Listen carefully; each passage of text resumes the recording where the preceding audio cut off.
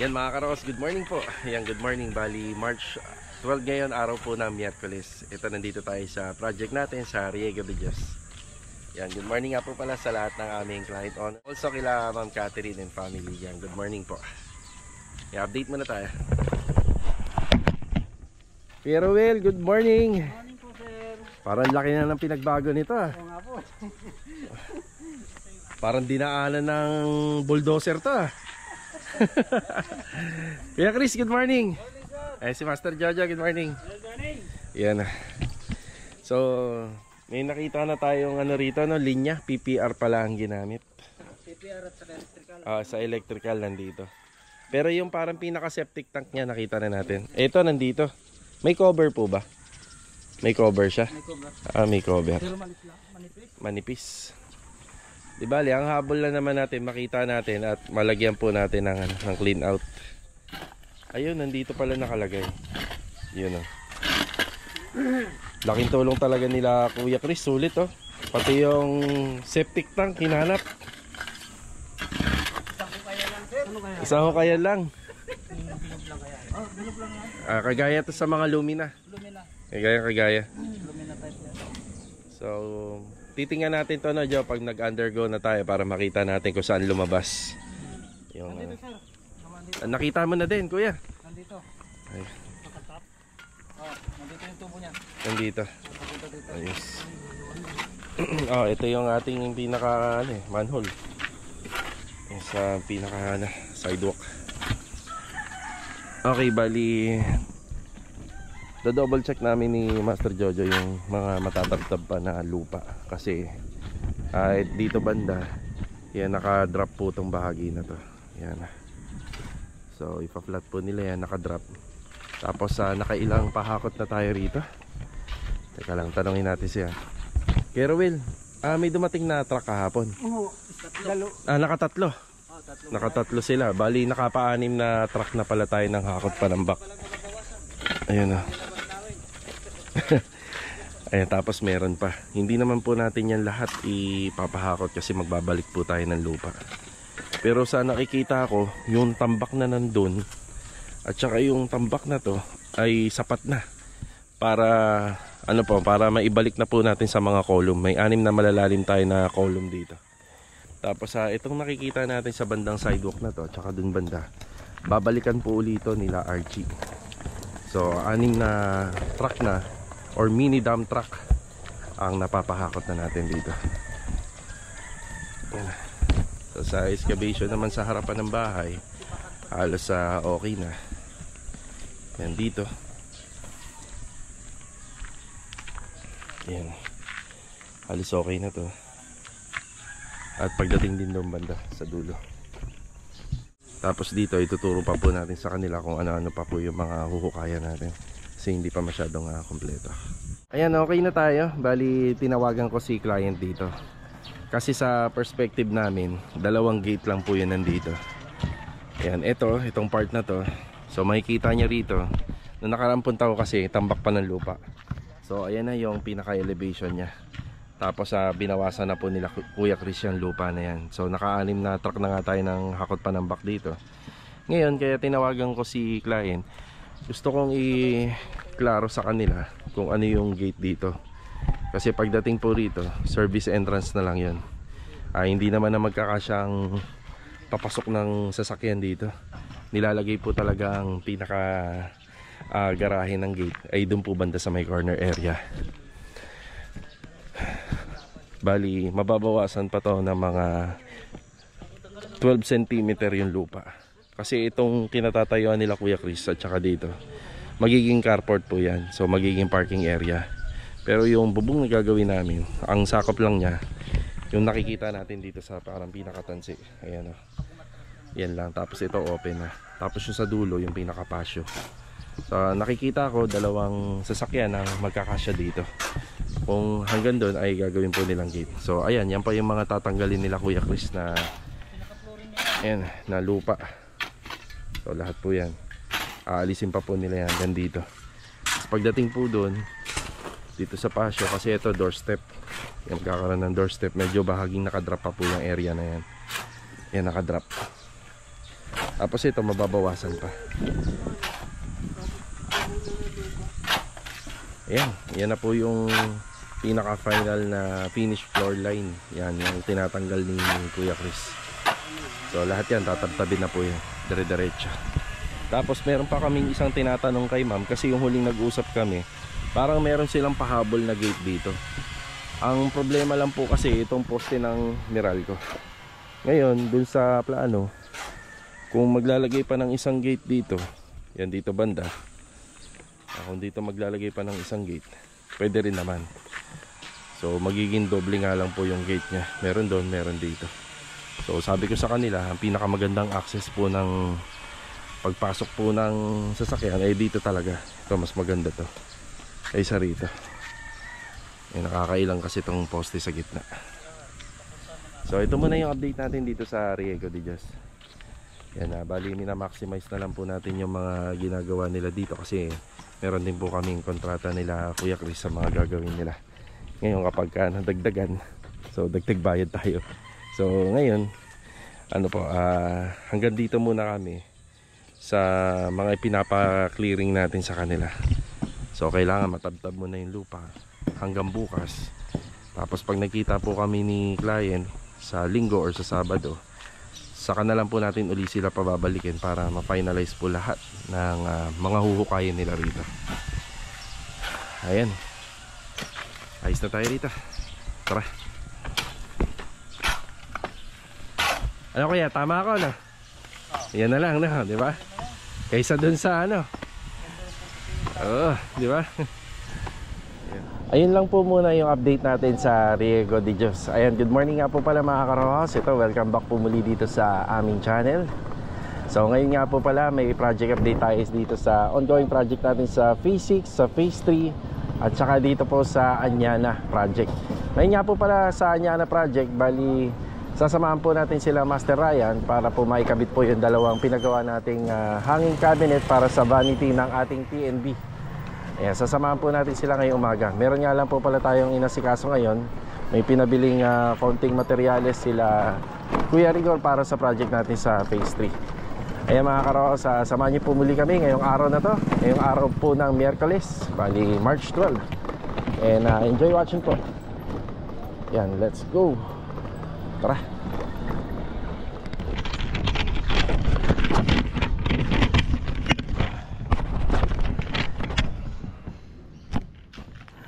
Dito na tayo sa Phase 3. Yan, good morning nga pala kila Ma'am Christine and kay Sir Craig. Yan, good morning po. Ito para sa finishing top coat ng ating mga cabinet na ginagawa po rito. Yan. Tapos may kasamang acrylic color po yan. Yan. Bati muna. Kaya Philip, pakisuyo ng pintura. Kaya Philip, good morning. Good morning. Ayan na. Ayun, yan. Yan. Yung buong box na po na yan.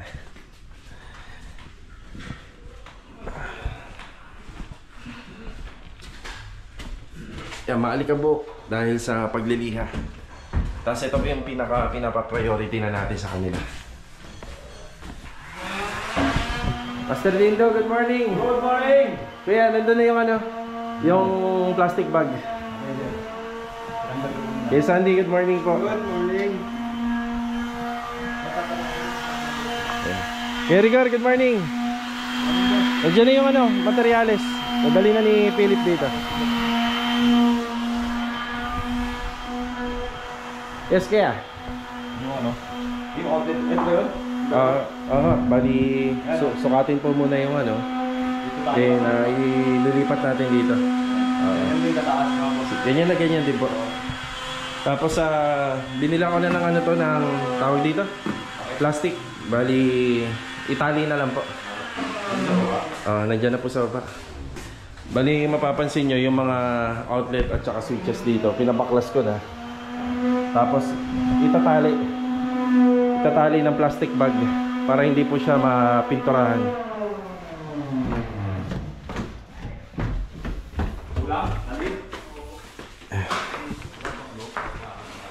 Pati rito sa baba.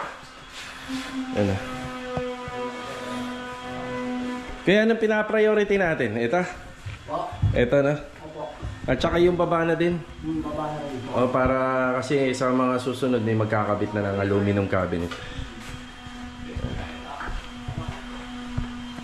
74 inches pala ang ano nila, ang kama. Parang nasa king size ano na to, size. King size. 74 inches. Ayan o, ganyan lang po siya kasimple. Para hindi na magastos sa masking tape, no?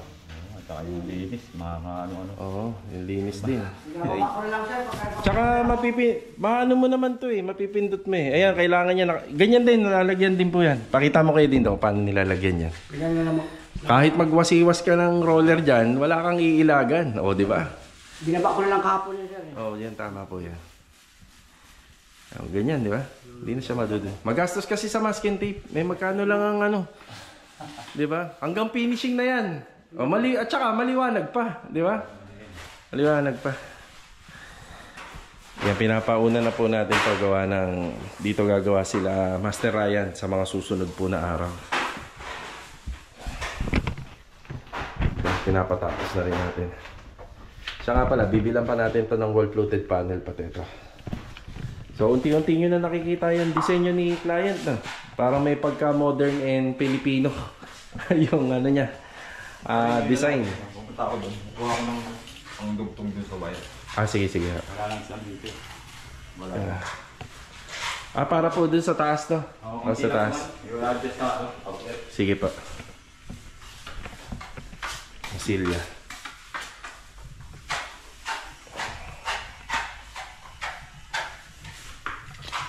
Dito, ang binili pala ni client is a king size. Itong mga bang namin dito, ililipat na lang namin yan. Dito na lang banda.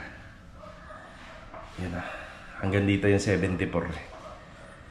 So, ang ganda rin naman po kasi na malaking kama. Lalo-lalo na one bedroom lang yung aming setup dito. Diba? Ayos na. Kaya Rigor, yung mga binili ko, nandun sa box. Kompleto na po yung kasama yung acrylic color ha. Sige. Yan may... Para maparin pa rin yan sa baba boss eh. Sige, sige. Kasi konti na lang din naman yan. May konting pahabol pa si ano rito si Kuya. Bali mauubos na yung Kulipat na lang pang babanto ko lang. isang ano niya, isang galon na yan, malapit na maubos. 1 litro na Kuya? 1 litro lang. Quality. Sige. Hirap ipahid. Tara. Ayan, nandito naman tayo sa phase 6 po. Good morning po sa aming client owner dito. Pinaumpisa na nga po pala natin papinturahan ng epoxy primer itong ating tubular process. Yan, gray yung ginamit nating kulay ng pintura rito. Adonis, good morning. Good morning. Lord, good morning, Lord. Good morning. Yeah, Richard, good morning. Sino ta? Si Marvin, good morning, Marvin. Good morning. Yan na. After lang po ng pag-assemble, fabrication, yung follow-up kagad tayo ng epoxy primer. Rusty, good morning. Yan. Epoxy primer.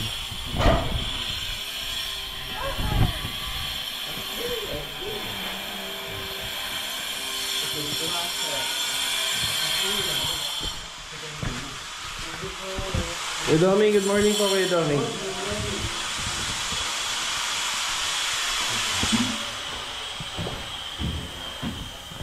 Kay Sandy, nabati ko na kanina.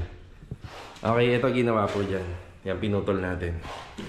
Para pag akit natin, buo natin makikita to.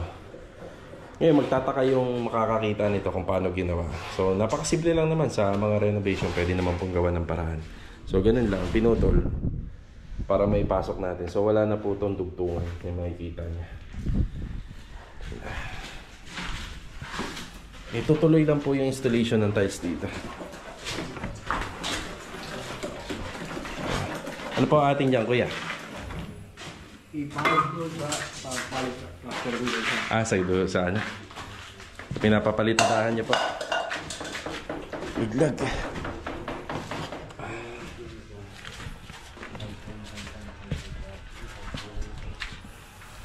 Ito, inumpisa na po nila yung ating fence grills. So, ito yung magiging design yan. Sa combination ng 1x1 and 1x3. Yan para po rito. Gate. Saka yung sa folded gate.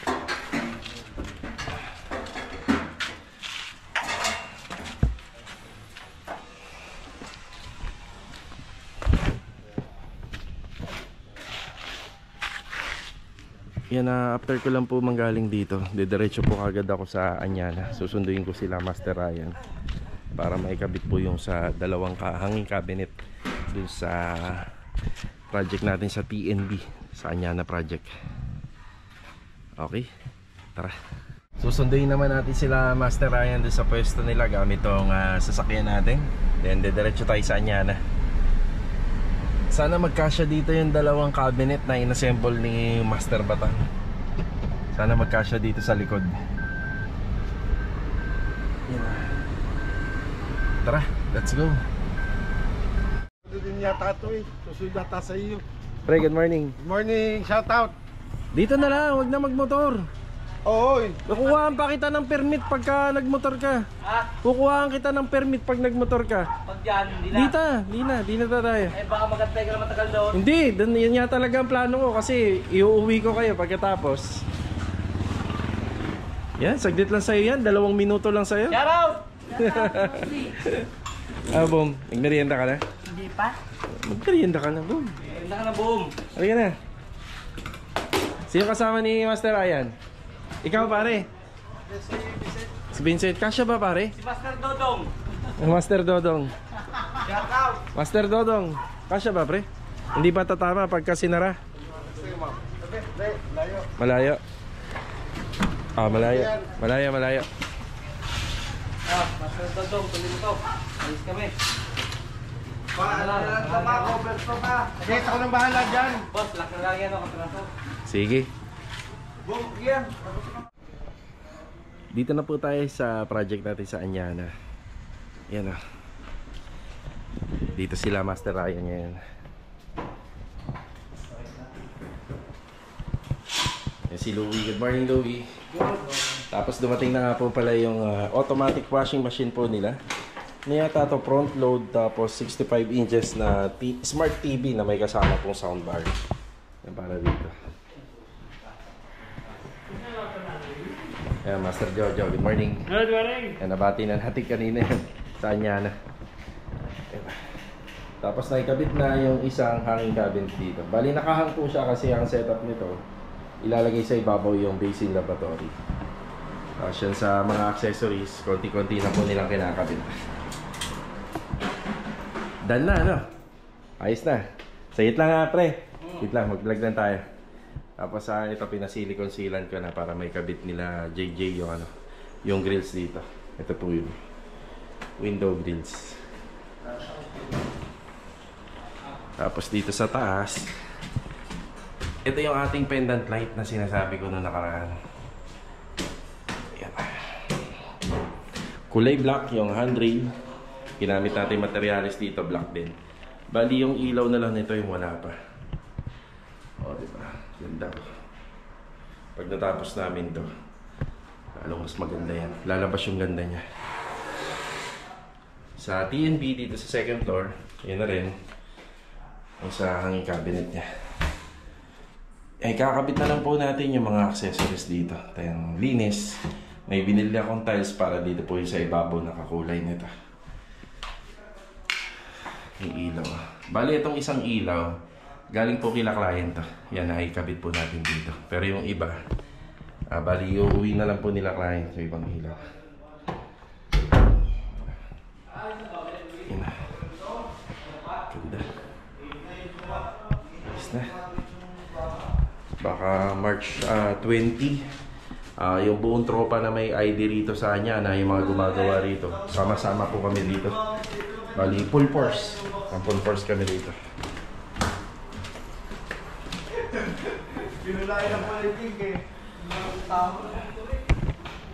Tapos sa mga susunod na araw may darating na sopa rito.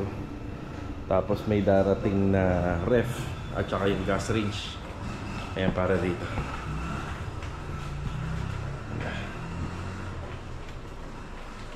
Pagsaing na. Ay wala pa. Okay, tara. Dito muna tayo sa hardware. Binili ko pa yung mga kailangan dun sa project natin sa phase 3. Ito may pahabol si Kuya Rigor na polytop at saka extra hardener. Tapos dito naman sa project natin sa Anyana, door stopper. Ayan, bumili na tayo. Nasa 8 peraso to. at saka plug-in na circuit breaker 100 amperes.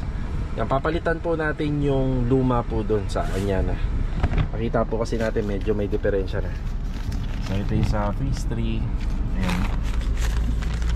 Breaker at saka door stopper. Tara. Ayan, maaga pumapasok si Kuya Dindo. Yan, medyo maaga tayo dumating kaya may tao na. Kaya makisuyo na lang kay Kuya Rigor. Kulang ko isang outlet, sir. Kulang ka isang Ay, outlet. outlet ko doon, utility box. Utility box? Nakakuha na ako doon sa bodega ngayon. Ah, sige. Isa lang. Tsaka wire, nakakuha na ako. Kulang lang tayo ng isang Isang ano pa? utility box. Sige, sige, sige. Dalawa yung deliver natin. Kaya pag ano, kuha ka na lang kay ate. Sige, dito lang. Salamat. Dito lang naman yung utility box ha. Thank you Kuya, salamat. Tara.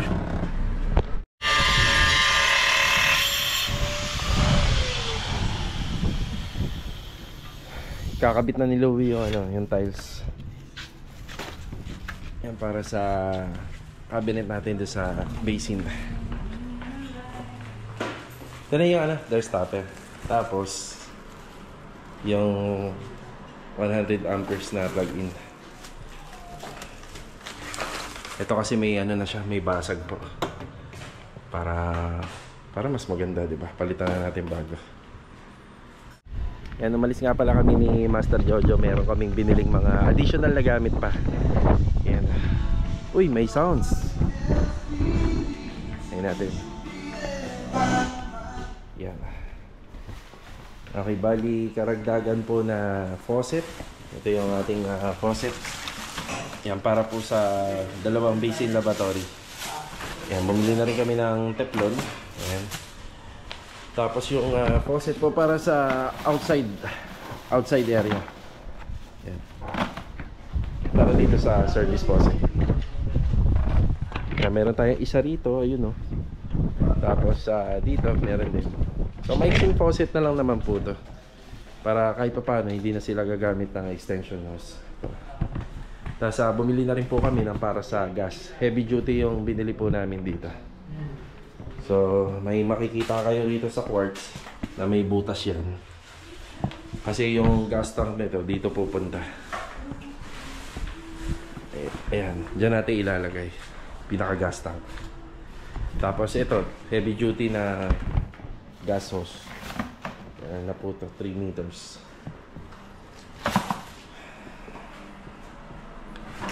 Ayan. Grabe sa TNB oh. TNB pa lang. Magkano to eh? Toilet and bathroom, magkano? 3 million. 3 million. Ayan. Yan. Ayun, sakto. Yes. Yan. Gitna ba natin? Yan, pwede gitna. Ayan, para mas maganda gitna. Oh, center.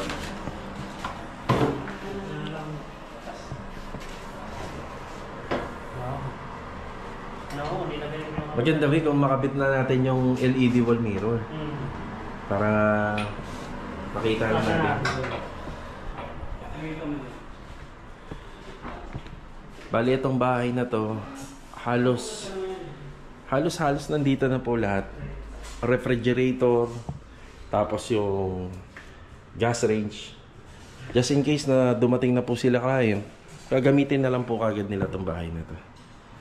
So yung sopa, ayun, konti na lang. Yun na lang ang mga hinihintay po natin dito. Yan o. Tapos ikakabit na rin po nila Master Jojo yung pinaka bracket nitong TV. Kaya meron na po tayo nito. Kaya may wall bracket na po yan. Nandito na yung TV. Sasalpak na lang. Tapos yung mga PVC solid panel natin para sa gate. Yan na lang yung mga ikakabit. Yan na. Mag-schedule na po tayo ng general cleaning dito and final retouching. Konting-konti na lang. Tapos sila JJ pa yung mga gagawin po rito. Diba? Ito mga karoon, sa project update na tayo rito sa Anyana. So bali ito mga karoon, sa tumutok na po tayo rito sa Anyana project. Kasi may paunti-unti pang mga kailangan po rito. Paano po meron tayong nakukumpleto sa bawat area nitong bahay. So isi-share po namin sa inyo yung ginawa po namin toilet and bathroom po rito. Tingnan natin kung nakompleto na ni Louie yung mga installation. Then update nga po pala sa project natin sa Phase 6, hindi makakarating po yung PVC roofing. So ang issue kasi dito sa PVC roofing, napakalayo po ng pinanggagalingan nito. Tapos hindi lang po tayo yung kasabay na pinagdideliveran po ng mga item. So ang item natin sa kanila yung PVC roofing na 2.5 mm. So 3 meters, meron tayong 3 feet by 10 feet, then 3 feet by 8 feet yung mga order natin. So hindi makakarating ngayong araw, baka bukas na. So ito, update na tayo. Ayan. Bali ang ginawa ko na lang po rito, kaya nag-segregate na lang tayo ng konti itong area, tapos yung mga hindi na kailangan na gamit dito muna. Hindi kagaya sa Lumina, pwede tayo magtambak dito sa sidewalk. So ito lang po yung kalat namin. So okay lang yan na nandyan yan. Hindi naman nagagamitin tong mga to. Bawal lang po rito sa may pinakapatok yung daanan ng tao. Yung mga handamyan naman natin, yung konting kalat, basura, yan nandito muna. Tapos itong mga toilet bowl, yung water closet natin, alam ko kukunin to nila client, kaya tinabi po muna natin. Tapos yung ibang mga gamit namin na gagamitin pa dito para sa mga final retouching, yan nilagay na po muna natin dito sa may lamesa na ginawa natin nun. Kasi baka araw-araw na po tayo magbasa ng tubig po rito, kasi makakatulong din po yung para yung tiles natin araw-araw po paunti-unti ay malilinis. Yan, nagkabit na kami ng faucet dito, tsaka yung mga ilan sa mga outlet, unti-unti nang pinakakabit natin kila Master Jojo. Yan, meron na rito. So magkakaroon po ng CCTV dyan na nakatutok dito. Yung isa naman dito. Ayan yung lababo natin. Wala na po siyang mga gamit. Tinanggal na rin natin. Tapos yung pinaka-cover ng ventilation natin, ayun na, yung apat. Yung apat na piraso. Ito, gawa nila Hajerox sliding. Bukas nga pala ang update, may magkakabit nitong ating front load dito sa may laundry area. Yan, may magkakabit po niyan. Tapos itong TV, soundbar, check natin kung may kakabit natin bukas. Kasi may mga gamit naman na to. Nandito na po yung ano nito eh. Yung pinaka bracket, TV wall bracket, nandito na.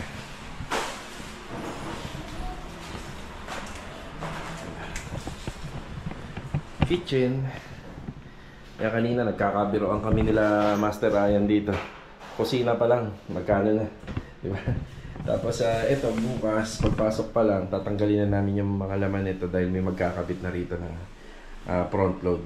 So ang installation nun ay magagaling po sa mga staff ng Abenson. Dalawa lang yung faucet na binili po namin para po sa labas. Dapat pala 3 kasama to. So bukas bilan natin. Ito yung toilet and bathroom dito sa first floor. So halos kompleto na siya. May kulang na lang po yan yung dito. So may kakabit po kami dyan para sa suporta po. Para doon sa may mga edad na may hihirapan po tumayo galing po sa toilet and galing po doon sa water closet ay may suporta po. So dito na namin po ilalagay kakabit. Ito yung ating hanging cabinet na kulay black. Tapos yung ano natin, tiles kulay black din. Naglagay po tayo ng ano dito. Binili natin kanina, basin. So basin type po ito. LED wall mirror. Ayan. So itong LED wall mirror natin, meron niya saksakan dito. Ay, saksakan, pindutan. Ayan, pindutan yan. Ayun, sa bandang gitna. Yan, para hindi siya always na nakabukas. Ganda. Yun.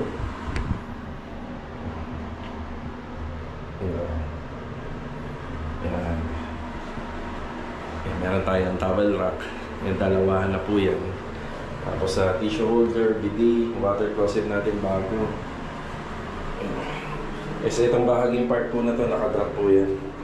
Tapos may plano pa si client na pwede siya maglagay ng shower enclosure. Yung installation namin nito, nakaiwas na po yun. Yan, nakaiwas na po siya sa shower enclosure kasi just in case na magpalagay po siya. Tapos ito yung 304 na stainless na set natin. Yan, wala na nga lang po itong water heater dito. Hindi na sila nagpalagay. Corner shampoo holder. Ganda.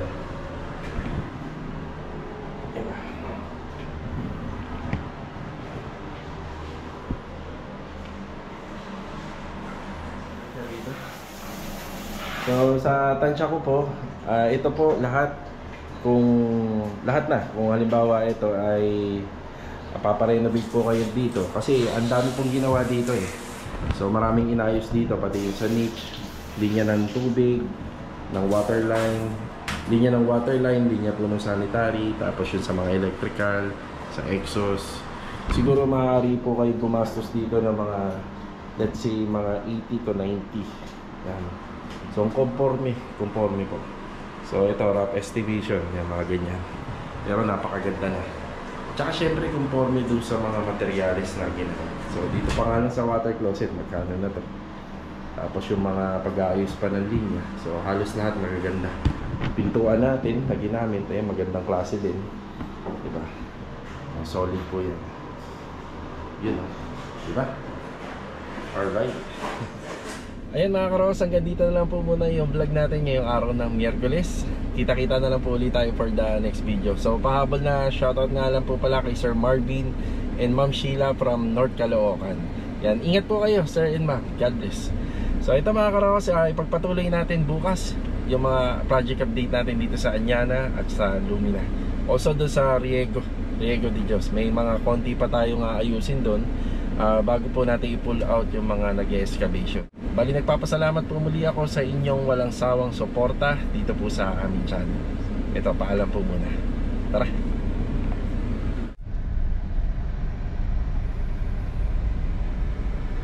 Ganyan po rito sa Anyana. Bago po makalabas yung mga workers, lahat tinitingnan. Pati yung top box, pati po yung compartment ng motor. Yan na. Yun lang. Tara. Sige po, ingat. Ang ganda po ng sikat ng araw. Uwian na po. Sakto, alas 5 na po ng hapon. Let's go. Tara.